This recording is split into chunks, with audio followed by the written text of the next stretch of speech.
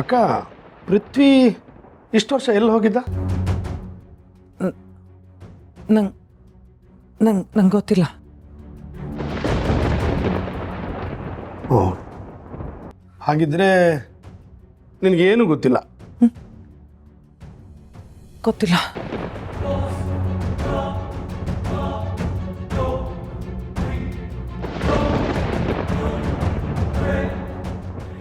ನಾನು ಇವನ್ನ ಜೀವನ ಪೂರ್ತಿ ದ್ವೇಷ ಮಾಡ್ತಾ ಇದ್ದೆ. ಅದಕ್ಕೆ ಕಾರಣ ಏನು ಅಂತ ನಿನಗೆ ನೆನಪಾಗ್ತಾ ಇಲ್ವಾಕ? ಯಾರ ಮಾತನ್ನ ನಂಬಿ ನನ್ನ ಜೀವನನೇ ನಾನೇ ಕೈಯಾರ ಹಾಳು ಮಾಡ್ಕೊಂಡು ಅದಕ್ಕೆ ಯಾರು ಕಾರಣ ಅಂತ ನಿನಗೆ ನೆನಪಾಗ್ತಾ ಇಲ್ವಾಕ? ಮಾವ, ಮದನ್!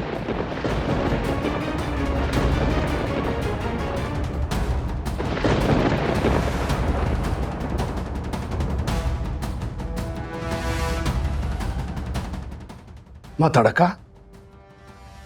ನನ್ನ ಜೀವದ ಗೆಳೆಯ, ನನ್ನ ಪ್ರಾಣಕ್ಕೆ ಪ್ರಾಣ ಆಗಿದ್ದ ಹೆಂಡತಿ, ನನ್ನ ರಕ್ತ ಹಂಚ್ಕೊಂಡು ಹುಟ್ಟಿದ ಮಗಳು ಯಾರಿಂದ ದೂರ ಆದ್ರೂ ನಿನಗೇನು ನೆನಪಾಗ್ತಾ ಇಲ್ವಾಕ?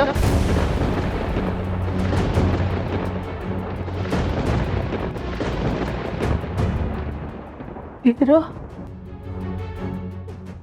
ಏನಪ್ಪ ಇದಲ್ಲ? ಏನು ಹೇಳ್ತಾ ಇದ್ದೀಯ?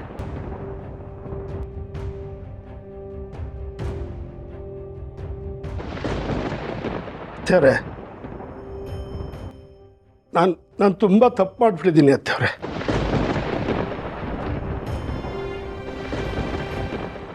ನನಗೆ ನಿಮ್ಮ ಹತ್ರ ಕ್ಷಮೆ ಕೇಳೋ ಯೋಗ್ಯತೆನೂ ಇಲ್ಲ. ಈ ರಾಕ್ಷಸಿ ಮಾತು ನಂಬ್ಕೊಂಡು ನಿಮ್ಮ ಮಗಳ ಮೇಲೆ ಸಂಶಯ ಪಟ್ಬಿಟ್ಟೆ.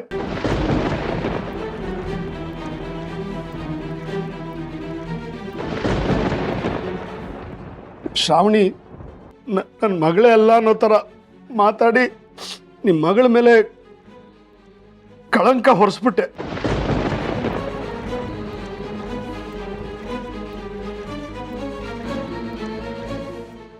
ನನ್ನ ಮಾತು ಕೇಳಿ ನಿಮಗೆ ಆಶ್ಚರ್ಯ ಆಗ್ಬೋದು, ಕೋಪ ಬರ್ಬೋದು. ನಿಮಗೆ ಏನು ತೋಚುತ್ತೋ ಆ ಶಿಕ್ಷೆ ನನಗೆ ಕೊಡಿ.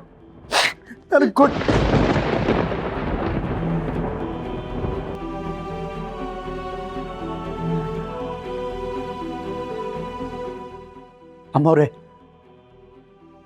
ಯಜಮಾನ್ರು ಇವಳು ಹೇಳಿರೋ ಸುಳ್ಳನ್ನ ಕೇಳಿಕೊಂಡು ಅವ್ರ ಜೀವನನೇ ಹಾಳು ಮಾಡಿಕೊಂಡ್ರು. ಏನೇನಾಯಿತು ಅಂತ ಆಮೇಲೆ ನಿಮಗೆ ವಿವರವಾಗಿ ಹೇಳ್ತೀನಿ. ಆದರೆ ಈ ರಾಕ್ಷಸಿಗೆ ಶಿಕ್ಷೆ ಆಗಲೇಬೇಕು.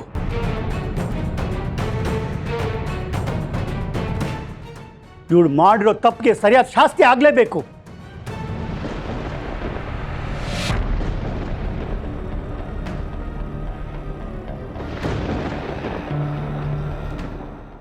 ಇವಳು ಮಾತು ಕೇಳಿಕೊಂಡು ಕಟ್ಕೊಂಡು ಹೆಂಡ್ತಿರ ಸಂಶಯ ಪಟ್ಬಿಟ್ಟೆ.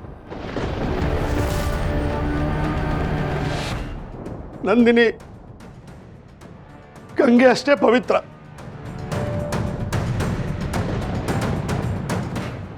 ನಾನು ಅವಳ ಹತ್ರ ಕ್ಷಮೆ ಕೇಳಬೇಕು. ಆದರೆ ಏನು ಮಾಡಲಿ?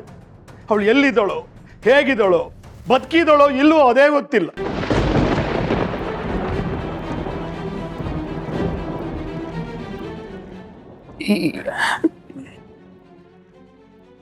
ಈಗಲಾದ್ರೂ ನಂದಿನಿ ಮೂರಿರೋ ವಿಷಯ ಯಜಮಾನ್ರಿಗೆ ಹೇಳ್ಬೋದಲ್ಲ? ಬೇಡ ಕಡ ಮಗನೇ,